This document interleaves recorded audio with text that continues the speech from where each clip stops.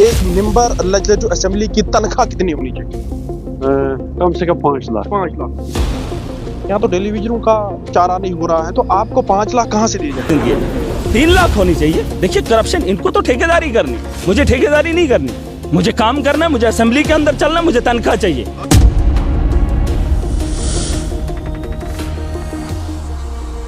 अस्सलाम वालेकुम नाज़रीन, आपको बता दें कि जम्मू कश्मीर की असेंबली में जिन एमएलए को आप लोगों ने चुन कर भेजा, वो एमएलए अब अवाम के बजाय खुद के बारे में सोच रहे हैं। जी बिल्कुल, आपको ये सुनकर हैरानगी जरूर होगी कि आज हम ऐसा क्यों बोल रहे हैं। आपको बताते चले कि कई सारे एमएलए ऐसे हैं जो आज अपनी तनख्वाहों को लेकर बड़े परेशान हैं। उनका ये कहना है कि जनाब हमारा गुजारा 1.5 लाख रुपए में नहीं हो रहा है, हमारी जो तनख्वाहें हैं उनमें 5 लाख रुपए उसको बढ़ाकर कर दिया जाए, उसमें बढ़ोतरी की जाए। पहले सुनिए आप ये वीडियो जो एमएलए आज अवाम के सामने जो वादे और दावे कर रहे थे उनसे हटकर पहले अपनी तनख्वाहों का मुतालबा जो है वो उठा रहे हैं। ये जरा वीडियो देखें आप। की भी जिंदगी है, 3 लाख होनी चाहिए। देखिए करप्शन, इनको तो ठेकेदारी करनी, मुझे ठेकेदारी नहीं करनी। मुझे काम करना है, मुझे असेंबली के अंदर चलना, मुझे तनख्वाह चाहिए। देखिए बात सुन लीजिए, मेरा सैलरी जो है बढ़ाई जाए। सिर्फ मेरी अपोजिशन को अगर चाहिए लिखत में दे। किसी ने इस बात के ऊपर बात नहीं की। आप ही हैं जिनने शौक तो खाने का इनको चोरी से सबको है, लेकिन बोलने का शौक नहीं है। पीछे से जितना करोड़ों का माला है हड़प करेंगे। देखिए मैंने कहा मुझे चाहिए 3 लाख, क्योंकि मैं लूटने वाला नहीं हूं, मैं गरीब के साथ जुल्म नहीं करने वाला हूं। आवाम का पैसा आवाम को दूंगा, लेकिन मुझे मेरा हक चाहिए, क्योंकि 1.5 लाख से मेरा काम नहीं चलेगा, क्योंकि गाड़ी के अंदर तेल डालना मुझे है। बिल्कुल जिस तरीके से आपने ये वीडियो देखे कि किस तरीके से एक एमएलए कश्मीर के हैं और एक डोडा के जो ये बता रहे हैं कि जनाब हमारी तनख्वाहों में इजाफा किया जाए, और ये बताया जा रहा है कि 1.5 लाख रुपए में हमारा गुजारा नहीं हो रहा है। जहां एक तरफ डेली वेजर्स पे लाठीचार्ज, जहां एक तरफ एनओआईसी और दूसरे मुलाजमीन की अगर हम बात करें तो वो सड़कों पर दर दर घूम रहे हैं, नौजवान नस्ल खत्म हो रही है, बेरोजगारी अरूज पर है। लेकिन इन एमएलए को आवाम ने चुनकर इसलिए असेंबली में भेजा था कि ये हमारे हक की आवाज उठाएंगे। लेकिन दूसरे का हक तो पता नहीं, लेकिन अपना जरूर इनको पता है कि जनाब हमारी तनख्वाहें जो है वो बढ़ाकर 5 लाख रुपए कर दी जाए। दाऊद क्या कहना चाहेंगे आप? ये तो एक बड़ा अलमिया है। बिल्कुल, मैं इस बात की शुरुआत इससे करना चाहता हूं कि अगर पहले सियासत को देखा जाया करता था तो एक सियासत को सोशल वर्कर की जानिब से देखा जाता था। लेकिन जिस तरीके से आज हम अपने एमएलए को देख रहे हैं कि वो लोगों के मसाइलों को नजरअंदाज करते हुए, वो लोगों के मुश्किलों को नजरअंदाज करते हुए, वो टेलीविजन के दर्द को नजरअंदाज करते हुए, वो अपने किए गए वादे जो मैनिफेस्टो में उन्होंने किए थे उनको नजरअंदाज करते हुए अपनी सैलरी बढ़ाने की बात कर रहे हैं।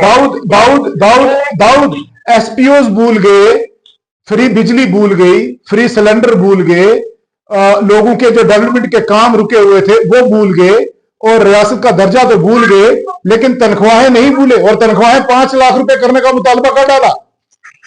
देखिए बड़ी बदकिस्मती की बात कीजिए, अगर हम दिल्ली की बात करते हैं, इतनी बड़ी स्टेट में, इतनी बड़ी यूटी में आपके दिल्ली के चीफ मिनिस्टर की सैलरी 1,50,000 है। आप देख लीजिए, अगर आप वहां के एमएलए की सैलरी की बात करते हैं वो 90,000 है, और अगर हम जम्मू कश्मीर के एमएलए की बात करते हैं ये 1.5 लाख रुपए लेके भी इनकी लालच खत्म नहीं होती। और जिस तरीके से ये वही लीडर्स है जो कल तक लोगों की आवाज में आवाज मिलाने की बात कर रहे थे, लोगों को फ्री बिजली, फ्री गैस, फिर फ्री राशन देने की बात कर रहे हैं, आज वो इस चीज को पैसों के लिहाज से तोल रहे हैं। क्योंकि आज जिस तरीके से मैंने आपको पहले ही बताया कि सियासत इबादत हुआ करती थी, लेकिन आज की सियासत धंधा बन चुकी है, बिजनेस बन चुका है। और जिस तरीके से आपने इन लीडर्स की बात सुनी, जो कि एक एमएलए शोपियान से है और दूसरा एमएलए महराज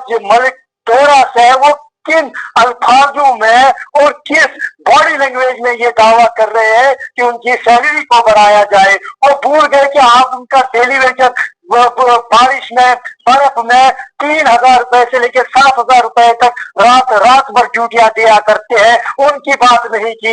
एसपीओ की जो आपको मालूम है कि किस तरीके से उन्होंने कश्मीर में अपनी डेडिकेशन देके यहाँ पे लॉ एंड ऑर्डर को कंट्रोल किया, उनकी बात नहीं की। आपने फ्री राशन की बात की, आपने फ्री इलेक्ट्रिसिटी की बात की, और जब कल बजट पेश किया गया उसमें एआईवाई को ही वो सहूलतें दी गई, तब ये एमएलए चुप क्यों बैठे? तो कुल मिला के मैं आपको यही बात कहूंगा कि जम्मू कश्मीर अवाम के साथ फिर से नया धोखा। हालांकि यहाँ के मुकामी लोगों ने तब्दीली तो की थी, और तब्दीली ये थी कि कुछ बदलेगा, लेकिन बदला तो कुछ नहीं।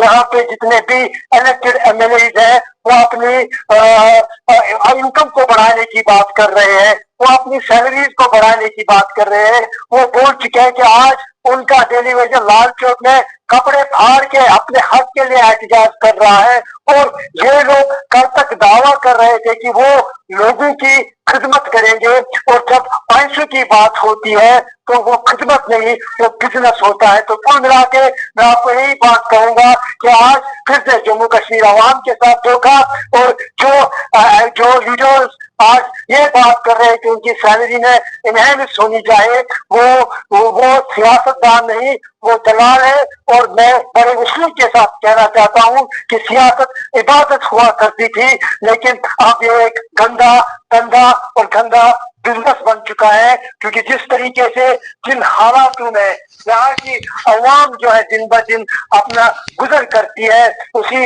अवाम के टैक्स के पैसे से ये अपनी ऐशो आराम की जिंदगी गुजारना चाहते हैं। आपको याद ही होगा, अगर वो एमएलए आज जम्मू में हाउस अटेंड कर रहे हैं तो वहां पे भी उनका क्वार्टर है, वो भूल जाते हैं कि इतनी फैसिलिटीज देने के बाद, इतनी आपको प्रोटोकॉल देने के बाद अब आप किस तरीके से अपनी सैलरी को एनहांस करने की बात कर रहे हो। आपकी सैलरी कम नहीं, 1.5 लाख आपकी सैलरी है, बहुत ज्यादा है। दिल्ली को आप कंपेयर कीजिए, आप महाराष्ट्र से कंपेयर कीजिए, आप उत्तराखंड यूपी से कंपेयर कर दीजिए। ऐसा जम्मू कश्मीर एमएलए की सैलरी जो है वो हर स्टेट के मुकाबले टॉप पे है, और मुझे लग रहा है कि जिन लीडर्स ने इस सैलरी को एनहांस करने की बात की, उनको अपोलोजाइज करना चाहिए, उनको अपनी बात लेनी चाहिए, और उन्हें ये कहना चाहिए कि वो अवाम को, जिन अवाम ने उनको उस हाउस तक पहुंचाया है, वो उनकी बुंदे की बात करे, क्योंकि 1.5 लाख रुपए की सैलरी कम नहीं होती, और जो 1.5 लाख रुपए वो ले लेते हैं वो अवाम का टैक्स का पैसा है। अवाम उनको टैक्स का पैसा इसलिए देती है ताकि उनके जो मुद्दे और मसाइल है वो हाउस में वो उजागर किए जाए, वो हाउस में उठाए जाए। लेकिन उसके बरकस अवाम, मैंने आपको पहले ही बताया कि जब बजट पेश किया गया तो किस तरीके से बिजली की 200 यूनिट की बात अगर हम करते हैं, राशन की बात अगर हम करते हैं, गैस सिलेंडर्स की बात अगर हम करते हैं, किस तरीके से स्किप की गई, तब एमएलए का रोल बनता था कि वो अपनी आवाज को उजागर करे। लेकिन बहुत शुक्रिया। बिल्कुल, ये दाऊद नाइक थे हमारे साथ है, जिनका बिल्कुल साफ कहना है कि अवाम के मसाइल को असेंबली में उठाना था, लेकिन ये एमएलए जो है अपनी तनख्वाहों के चक्कर में पड़े हैं। हालांकि दिल्ली के मुकाबले में यहाँ के एमएलए की तनख्वाहें बहुत ज्यादा है, और मैं आपको एक बात वसूख से कहता हूं कि जनाब, आपको इस गरीब अवाम ने चुनकर असेंबली में इस अवाम के मसाइल को उठाने के लिए भेजा था, लेकिन हुआ तो उल्टा। वो वहां पर जब आप पहुंचते हैं तो सबसे पहले आपने अपनी ही बात की। कहते हैं कयामत के दिन नफ्सी नफ्सी का आलम होगा, लेकिन यहां पर असेंबली में आज ही देखने को मिला कि आप लोग वहां पर गए। मैं तमाम एमएलए से बात करना चाहूंगा कि मैं आपसे मुखातिब होकर ही कहता हूं कि इस गरीब अवाम के बारे में सोचिए, ना कि अपनी तनख्वाहों को 1.5 लाख से 5 लाख रुपए करने का सोचिए। बहुत बहुत शुक्रिया।